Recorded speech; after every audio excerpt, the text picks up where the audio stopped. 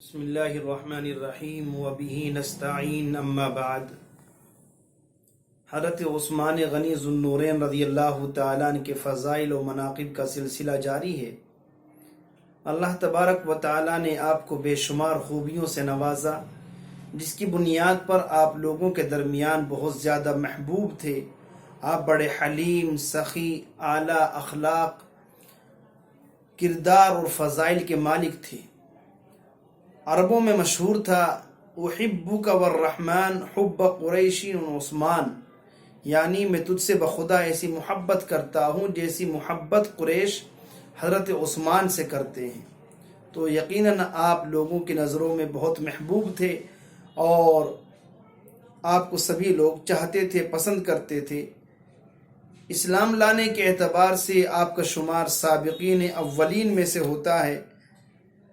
حضرت عثمان غنی رضی اللہ تعالیٰ عنہ فطرتاً بہت ہی خلیق، سخی اور پاکیزہ نفس تھے۔ اللہ کے رسول علیہ السلام نے آپ کو اپنی دو صاحبزادیاں حضرت رقیہ، حضرت ام کلثوم رضی اللہ تعالیٰ عنہما یکے بعد دیگر عطا فرمائیں اور ان سے حضرت عثمان غنی رضی اللہ تعالیٰ عنہ کا نکاح کیا، جس کی بنیاد پر آپ کو ذو النورین کا لقب دیا گیا۔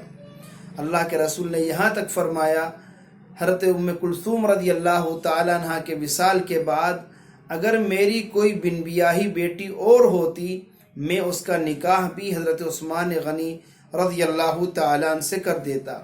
حضرت عثمان غنی ذو النورین، ذو الہجرتین، ذو البشارتین ہیں۔ ذو النورین کی اور ذو الہجرتین کی وجہ تو آپ کے سامنے آ چکی ہے، اور ذو البشارتین کا مطلب یہ ہے کہ اللہ کے رسول علیہ السلام نے دنیا ہی میں ان کو جنت کی بشارت اور خوشخبری سنائی ہے، چونکہ انہوں نے مالی خدمات بہت زیادہ کی، جس کی بنیاد پر آپ علیہ السلام نے ان کو ڈھیر ساری دعاؤں سے نوازا ہے۔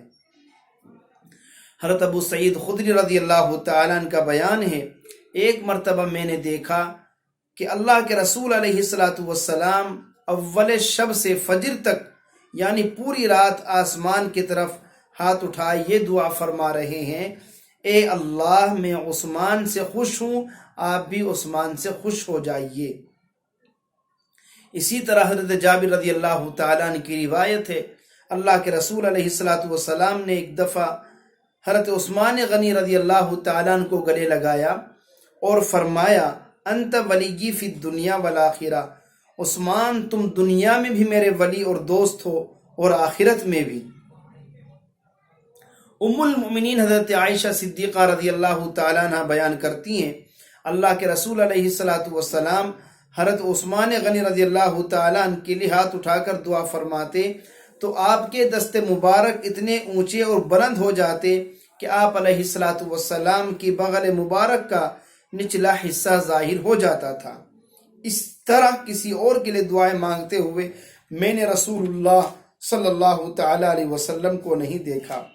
حضرت عثمان غنی رضی اللہ تعالیٰ عنہ کو من جانب اللہ تمام اعمال صالحہ میں عظیم الشان توفیق حاصل ہوئی تھی۔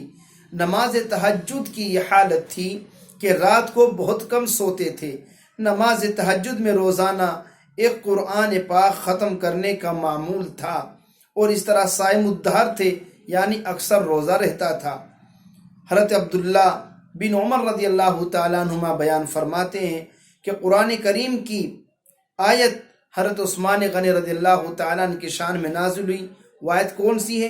امن هو قانت آناء اللیل ساجدا وقائما یحذر الآخرۃ ویرجو رحمت ربی۔ حضرت عثمان غنی رضی اللہ تعالیٰ عنہ عشرہ مبشرہ میں سے ہیں، یعنی دنیا ہی میں ان کو جنت کی خوشخبری سنائی گئی ہے۔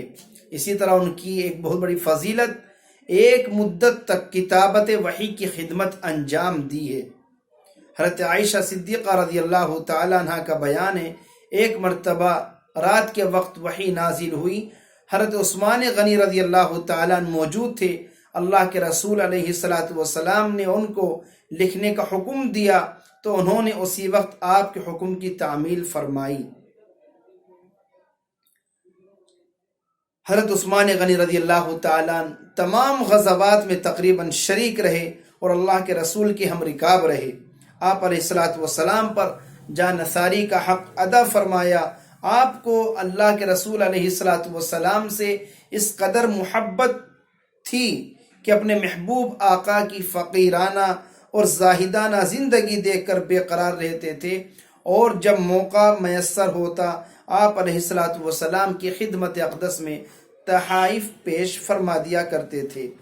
آپ خلیفہ ثالث ہیں اور آپ کا بڑا اونچا مقام ہے۔ اللہ نے آپ کو بے شمار خوبیوں سے نوازا۔ حضرت عثمان غنی رضی اللہ تعالیٰ عنہ کے دور خلافت میں قرآن کریم کو جمع کیا گیا، جس کی تفصیل تاریخ کی کتابوں میں موجود ہے، جس کا یہاں پر فی الحال موقع نہیں ہے۔ خلاصہ یہی ہے کہ حضرت عثمان غنی رضی اللہ تعالیٰ عنہ کی زندگی بہت ہی کمالات اور خیر سے آراستہ تھی۔ اس کے باوجود کچھ لوگوں نے آپ کی ذات پر بہت کچھ کیچڑ اچھالا، تاریخ کا الٹا سیدھا سہارا لے کر کہیں آپ کو معاذ اللہ خائن لکھا، کہیں اقربا پروری کا الزام لگایا۔ اللہ تبارک و تعالی ہم سب کی ایسی گندی ذہنیت سے حفاظت فرمائے۔ خلفائے راشدین، امہات المؤمنین، بنات طاہرات، اہل بیت کرام، عشرہ مبشرہ، جملہ صحابہ و صحابیات، جملہ سلف صالحین، ائمہ مجتہدین، محدثین، فقہاء، مفسرین، مشائخ اور اولیاء کرام وغیرہ کی سچی محبت، عقیدت، اتباع نصیب فرمائے۔ آمین۔ وآخر دعوانا ان الحمد للہ رب العالمین۔